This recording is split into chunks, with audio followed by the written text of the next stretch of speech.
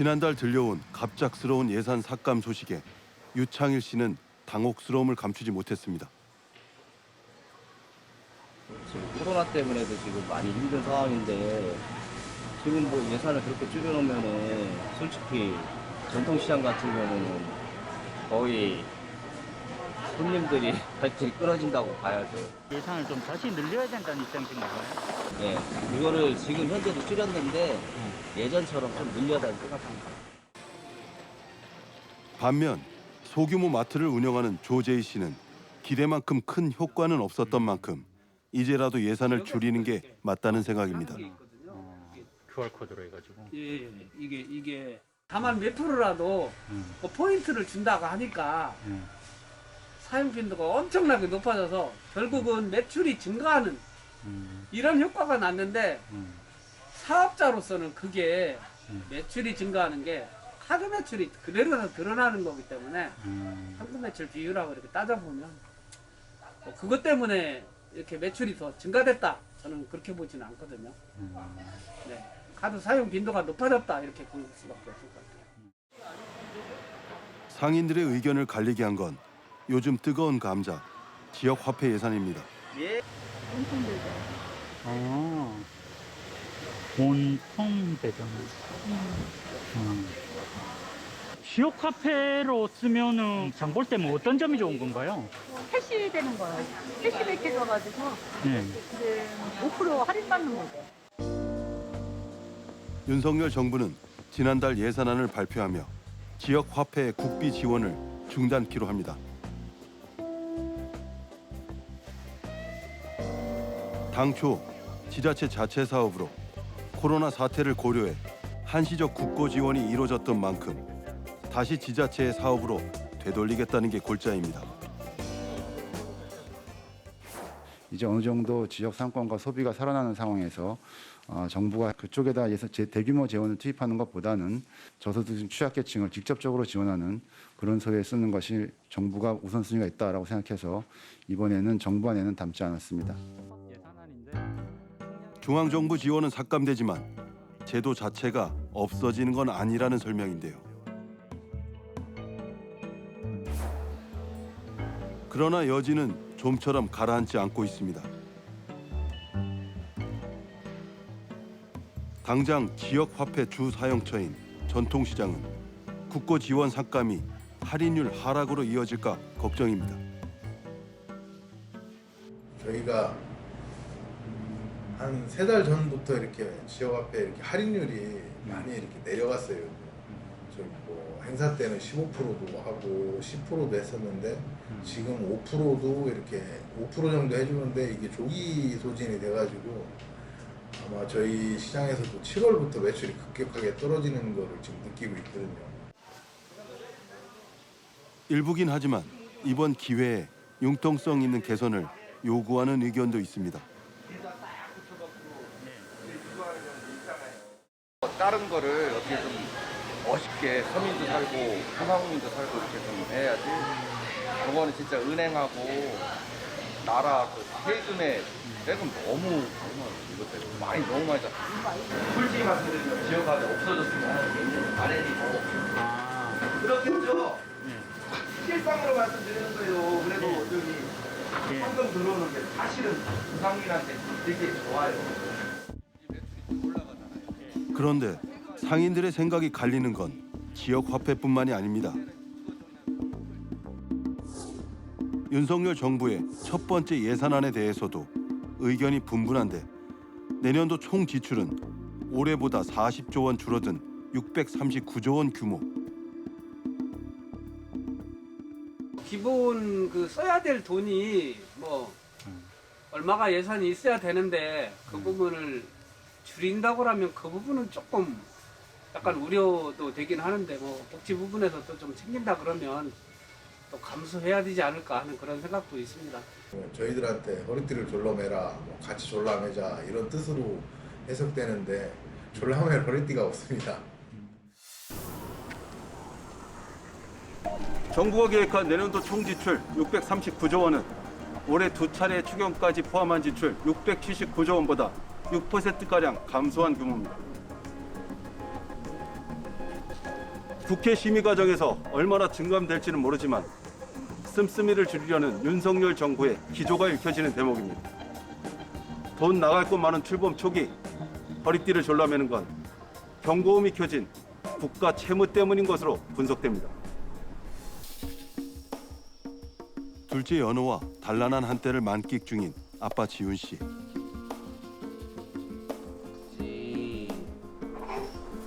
만지고 싶지. 올해로 결혼 6년 차인 이지훈 박주미 부부. 결혼과 출산을 거치며 3억 원 정도의 대출이 생겼다는데요. 현재 프리랜서 강사 일을 하며 악착같이 갚아나가는 중입니다. 제가 뛰는 만큼 돈을 벌기 때문에 그래도 열심히 뛰면서 돈을 벌어야 되겠다는 생각을 하고 있어요. 그러니까 그거가 아니면은 돈을 채무를 변제할 수 있는 그 방법이 없기 때문에 그 방법을 오로지 돈만 열심히 벌자라는 생각으로만 하고 있습니다. 그런데 이 씨는 얼마 전 충격적인 사실을 알게 됐습니다. 바로 자신도 모르는 또 다른 빚이 있다는 사실입니다. 개인당 한 2천만 원 정도 됐었던 걸로 기억을 합니다. 이거는 두 분 다 잘 모르셨던 채무신 건가요? 그럼요. 네. 정말 저희 둘도 몰랐었던. 그 초 단위로 이렇게 올라오고 있다는 것도 처음 확인을 했고, 이 진짠가? 맞나? 가상현실 아닌가? 이런 생각을 했던 것 같아요. 이 씨 부부를 충격에 빠뜨린 2천만 원은 사실은 개인 빚이 아닌 나라 빚입니다. 자, 양말 벗고. 대한민국 전체 국가 채무를 주민등록 인구 기준으로 나눈 값으로 이달 19일 기준 국민 한 사람이 짊어져야 하는 나라 빚은 소형차 한 대 가격인 약 2,039만 원. 그러니까 아빠 지훈 씨와 엄마 주미 씨는 물론이고 4살 된 첫째와 100일 된 둘째까지 네 가족에게 총 8천만 원의 채무가 있는 셈입니다. 되게 이렇게 조그만 애한테 이렇게 많은 빚을 안고 태어나게 한 게 조금 많이 부담이 되더라고요. 이런 사실을 알게 된 거에 대해서. 굉장히 좀 미안한 감정도 없지 않아 있죠. 왜냐하면은 이 모든 금액 우리가 다 갚을 수 없을 거란 말이야. 나중에 그 채무를 이 아이들이 나중에는 언젠간 다 노동력으로서 뭐 일을 하면서 갚아 나가게 될 텐데 그때 당시 이제 우리나라는 또 어떻게 될지도 모르고 그런 부분에서 좀 미안하죠. 물론 8천만 원 상당의 채무는 당장 갚아야 하는 돈도 아니고 단순히 국가 채무를 인구수로 나누는 식의 산출이 일부 오해를 불러올 수 있다는 것도 압니다.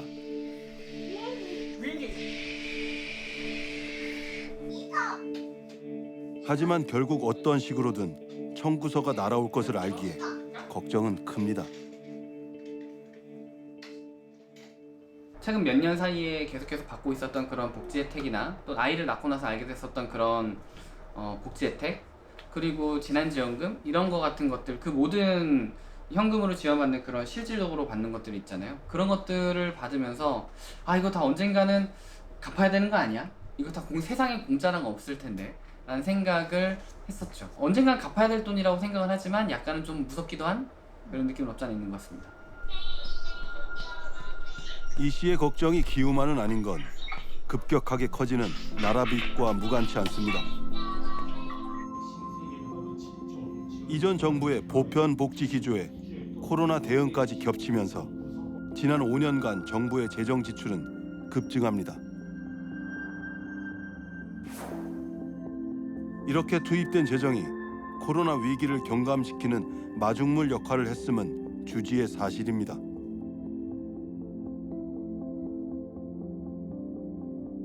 하지만 동시에 재정 건전성은 빠르게 악화됐는데 2017년 660조 원이었던 국가 채무는 올해 사상 처음으로 1,000조 원을 돌파합니다.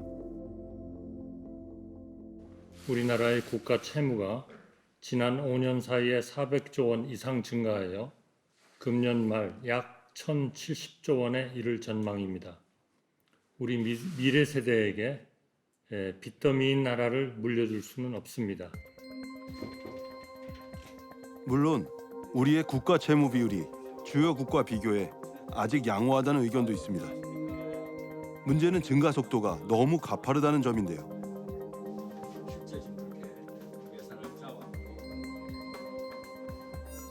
2011년 30%에 불과했던 국가 채무 비율이 40%대에 진입하기까지 걸린 시간은 9년.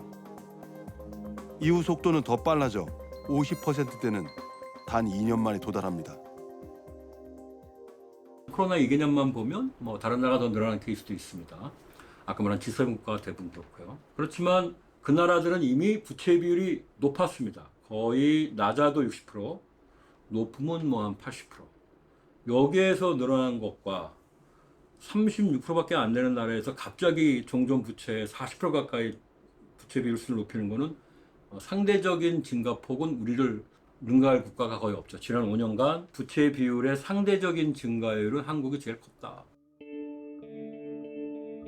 앞으로의 전망도 밝지 않습니다.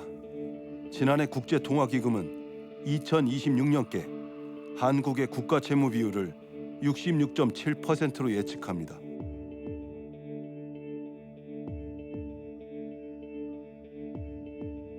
비교 대상인 35개국 중 가장 빠른 속도. 이 경우 국가 재정 건전성에 대한 국제 평가가 부정적으로 바뀔 수 있습니다. 재량 지출을 안 줄이고 세입 확충 안 하고 이런 식으로 가면 부채 비율이 10년에 20%포인트씩 증가하는 속도인데 이렇게 되면은 우리가 지금 50%니까 10년 후에 70%포인트 된다는 얘기잖아요. 그렇게 되면 2030년 초중반이 되면 우리가 부채 비율이 70% 이른다는 건데 이렇게 되면은 우리나라 신용 등급에 일단 먼저 한번 조정이 옵니다. 실제 국제 신용평가사들은 최근 한국의 국가 채무 비율을 예의주시하고 있습니다.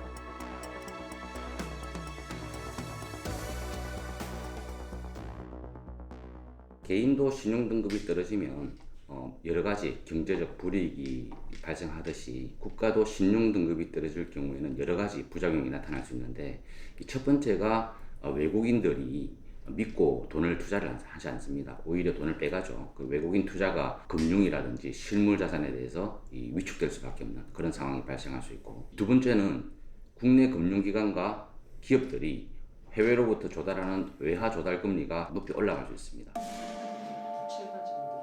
이 같은 전망이 지나친 게 아닌 게 98년 외환위기 당시 결정적인 기폭제 역할을 한 건 국가 신용 등급 하락이었던 것으로 분석됩니다. 그때 당시에 그 한보 철강이라든지 어떤 그 종금사를 비롯한 금융기관들의 어떤 외화 차입의 문제점이 발생했었어도 바로 외국인 투자자들이 떠나지 않았습니다.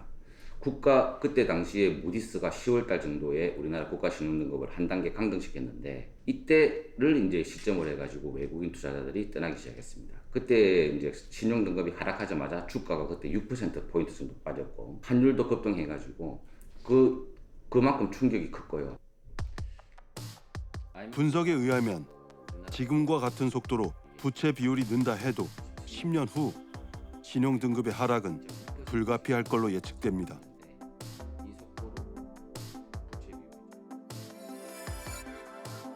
때문에 이제는 코로나19란 긴 터널을 빠져나오고 있는 만큼 국가 신인도를 지키기 위해서라도 재정 건전성을 확보하겠다는 게 정부의 판단. 지금부터라도 허리띠를 바짝 졸라매지 않았다간 방패 없이 더 큰 위기와 맞닥뜨리는 상황이 벌어질 수 있다는 겁니다. IMF 때의 위기 같은 거를 극복하기 위해서도 건전은 재정해야 하지만 우리의 특수한 상황, 아까 말씀드렸던 복지제도가 이제 본격화되고 있으니까 돈이 많이 소요된다. 이런 것들은 다 뭐냐면 아주 구조적으로 우리 재정을 대규모로 필요로 하는 상황을 의미하는 것이기 때문에 이 상황에 대응해서 우리가 버텨내려면 재정을 지금부터 건전하게 하지 않으면 이런 수요에 우리가 대응할 수가 없습니다. 건전 재정 실현을 위해 내년도 예산안에선 전례 없이 강력한 지출 구조 조정이 단행됐습니다. 총 지출 증가를 최대한 억제하면서도 기존 살림살이를 바짝 졸라맸다는 뜻이기도 합니다. 그런데 일각에서는 너무 허리띠를 졸라매다 보니 꼭 필요한 예산을 줄인 게 아니냐는 우려를 표명하기도 하는데요. 사실은 어떤지 자세히 알아보겠습니다.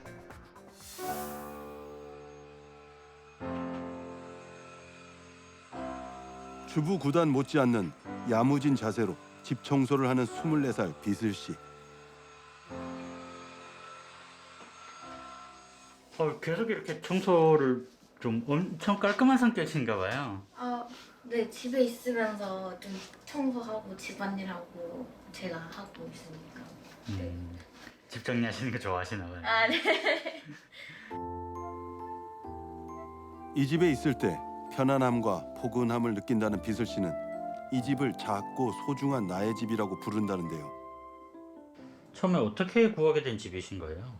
그 LH로 통해서 집 구할 수 있는 것 중에 전세 자금 대출 받았는데 거기에 소년소녀 가장이란 전형이 있거든요. 그게 좀 이자도 싸고 해서 그걸로 지원해서 들어왔어요. 일종의 특별 전형인 거잖아요. 네. 혹시 받을 수 있는 요건이 어떻게 되나요? 지금은 그 용어가 자립준비 청년으로 바뀌었는데 그 시설 퇴소하거나 아니면 위탁가정이었던 친구들 그 친구들이 5년 이내면은 받을 수 있어요. 보육원에서 유년 시절을 보낸 비슬 씨는 3년 전 자립준비 청년으로 사회에 나오게 됐다고 합니다. 기관에서 나오시게 됐던 계기가 있을까요? 원래는 좀 더 있다가 나오려고 했는데 제가 대학교 생활하면서 인턴을 하게 됐거든요. 그래서 그때 이제 소득이 생기니까 특정 소득 이상이 생기면 거기 시설에 생활을 못 한다고 하더라고요. 네, 그래서 나오게 됐어요. 갑자기 시작된 비슬 씨의 홀로서기. 사회의 벽은 만만치 않았습니다. 제가 돈을 벌지 않으면은 제 집세랑 식비를 대주는 사람이 아무도 없잖아요. 일을 그만두면 이제 식비랑 그런 걸 할 수가 없으니까. 근데 그게 엄청 힘든 날이 있었거든요. 회사 갔다 오는데. 근데 그때 엄청 펑펑 울었는데 근데 이거를 언제까지 해야 되지? 이런 생각이 들 때가 있었거든요. 그때 좀 많이 지쳐서 힘들었던 것 같아요. 매년 2,500여 명이 넘는 자립준비 청년이 사회로 진출하고 있지만 경제적, 심리적 지원의 손길이 닿지 못한 사각지대도 늘고 있습니다.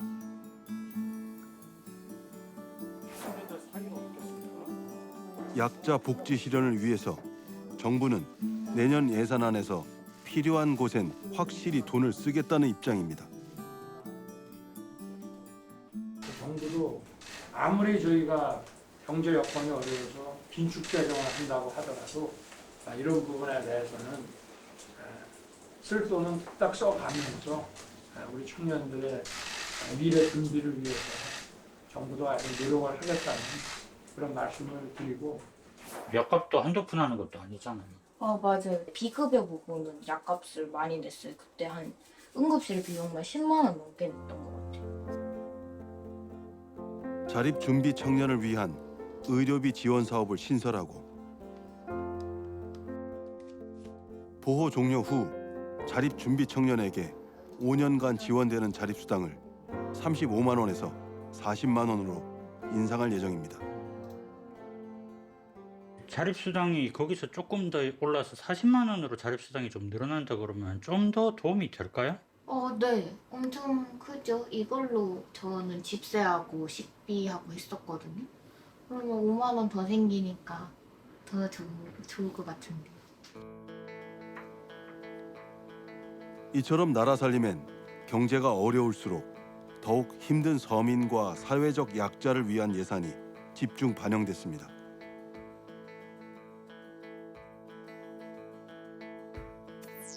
아주 충분하진 않겠지만 이들이 한계 상황에 내몰리지 않도록 두텁게 보호하겠다는 겁니다.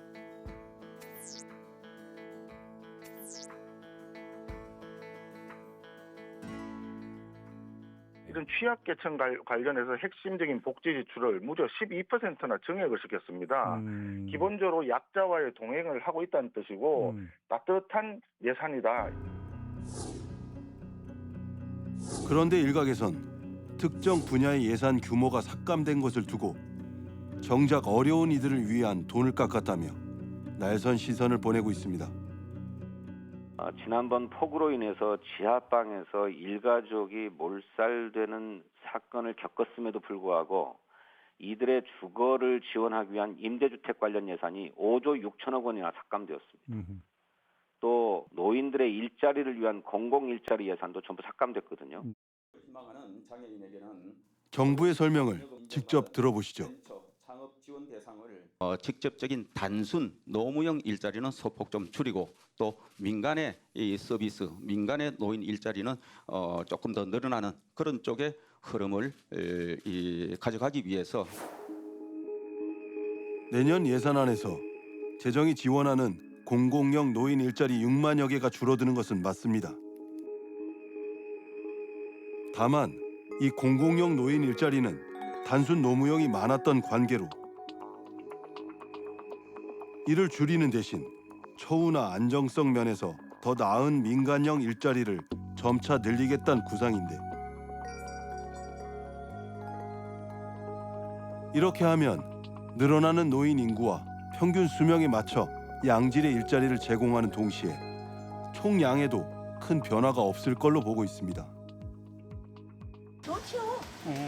그러면 좋은데 실제로 그분들이 가서 지금 노인 일자리 하시는 분들 중에 일부는 정말 그런 데 가서 못 하신 분들도 계시잖아요, 사실은. 그런 분들은 이제 그런 쪽으로 빼고 일 잘하시는 분들은 정말 힘드신 분들은 이제 꼭 공공물로 아니더라도 그 정부 지원을 좀 해줘서 그분들이 편하게 살 수 있는 여건을 만들어 주시면 뭐 같을지 않을까. 그러면 세금도 줄고 그분들은 그분 나름대로 삶의 질도 좀 높아지지 않을까. 제 생각입니다. 5조 원 이상 삭감돼 주거 취약층을 외면한 게 아니냐는 지적이 있는 공공임대주택 관련 예산에 대해선 한시 사업의 종료와 신규 물량의 자연적 감소가 원인일 뿐 복지 후퇴는 아니란 설명입니다. 과연 건전재정 기조로 전환할 때 재정이 정부가 해야 될 역할을 포기하는 게 맞을까요? 그렇지 않습니다. 저희는 두 마리 토끼를 잡아야 되는 것입니다. 저희가 중점 투자의 가장 그 앞단에 아까 부총리께서도 서민, 사회적 약자 보호를 둔 이유도 그런 것이고 서민과 사회적 약자 보호 외에 미래에 대비한 투자도 재정이 꼭 투입돼야 하는 분야죠. 되게 공정이 여러 가지네. 좀 아무래도 먼지가 들어가면 안 되는 작업이다 보니까 좀 할 게 많죠. 여긴 전국의 전문대학 중 유일하게 설치된 반도체 클린룸입니다. 현미경을 뚫어져라 관찰하는 이들은 이 학교 반도체과 학생들. 저희가 반도체 공정이 끝나고 나면은 항상 이제 저희가 원하는 스펙대로 패턴이 잘 형성됐나를 확인할 필요가 있거든요. 그래서 그걸 확인하기 위한 작업인데 반도체의 재료인 웨이퍼에 PR 용액을 도포하는 것도 주요 실습 과정 중 하나인데 바로 반도체 제작의 핵심인 포토레지스트 스핀 코팅 공정입니다. 또 빠른 속도로 회전하면서 웨이퍼 위에 균일하게, 유니포미티하게 PR이 분산될 수 있게끔 시퀀스를 작용했고요. 그 다음에 이제 웨이퍼의 가장자리 부분은 PR의 두께가 균일하지 않기 때문에 이 EBR 로즈를 이용해서 가장자리 부분에 PR을 제거해주는 공정을 진행하게 됩니다. 학생들이 전공 중인 반도체는 많이 알려졌다시피 우리나라 총 수출의 20%를 차지하는 주력 산업입니다.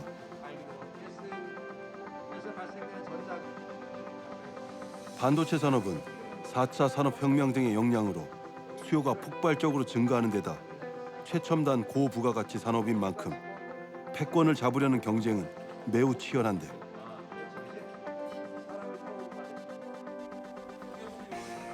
이런 상황에서 우리가 우위를 유지하기 위해선 전문 인력 양성이 필수.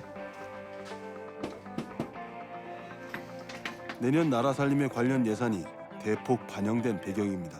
네, 안녕하세요.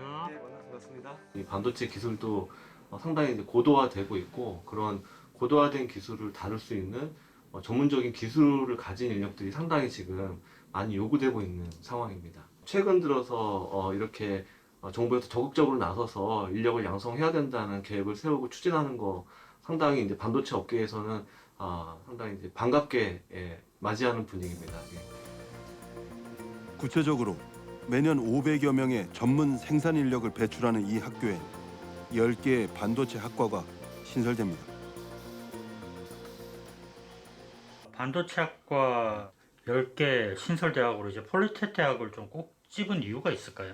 4년제 이상의 그런 전문 연구 인력뿐만 아니라 사실은 기술 인력들, 저희 학교에서 배출하고 있는 전문 기술 인력들도 상당히 많이 필요한 상황입니다. 그래서 저희 학교가 이제 2년제 학위 과정이기 때문에 그런 부분에 대해서 저희 학교가 이제 담당을 하고 있는 거고. 이 외에도 반도체 인력 양성 기관인 반도체 아카데미도 신설하고 실습 기자재도 확충합니다. 이 같은 투자로 전문 인재를 양성하고 경쟁국들과의 격차를 벌리겠다는 계산입니다. 반갑죠? 아무래도 사람을 많이 만든다고 하면은 앞으로 이제 채용을 더 늘리거나 뭐 그런 기회를 더 늘린다고 하는 거니까 무작정 인력을 늘릴 이유가 없으니까 아마 저희한테도 따로 뭐 좋은 취업처 이런 쪽으로 기회가 오지 않을까 그런 생각을 하고 있습니다. 재정의 건전성에 집중하되 꼭 필요한 곳엔 아낌없이 썼다. 정부의 설명처럼만 되면 더할 나위 없겠습니다. 그런데 날았더니 어디에 쓰이느냐만큼 중요한 건 적절한 타이밍에 집행되는 것이겠죠. 국회는 치열하고 꼼꼼하게 심사하되 하루하루가 급한 민생과 한국 경제 상황을 잊지 말아야겠습니다. 내년도 예산안의 법정 처리 시한은 12월 2일입니다. PD리포트 20원 여기까지입니다.